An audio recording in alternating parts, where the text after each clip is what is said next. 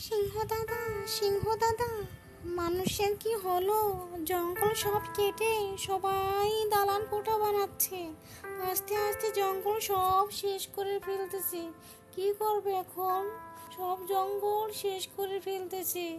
জঙ্গল তো আর আগের মতো নাই, অর্ধেক সাফিয়ে গেছে। সবাই দালান কোঠা বানাচ্ছে। একটা উপায় বাই করো, সবাই একটা উপায় বাই করো। সিংহ দাদা, একটা উপায় বাই করো প্লিজ।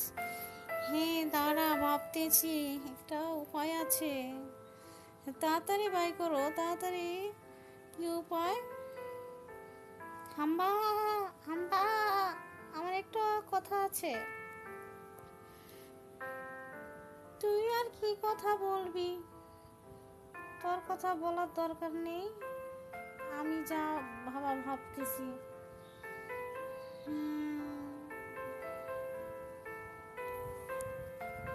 শিয়াল পণ্ডিত, তুমি বলো।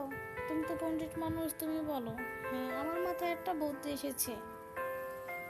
যে যে গাছ কাটতে আসবে, তাদের উপর আমরা হামলা করব। যে যে আসুক সবার উপর হামলা করবো আস্তে আস্তে।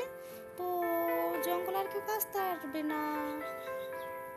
ঠিক ঠিক ঠিক ঠিক, ওর কথা ঠিক হয়েছে। হামলা করলে ওরা ভয় পাবে।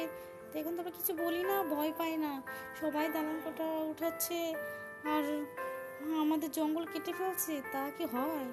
ঠিক ঠিক ঠিক ঠিক, তাই। ঠিক তাই বলেছো, তাই তাই।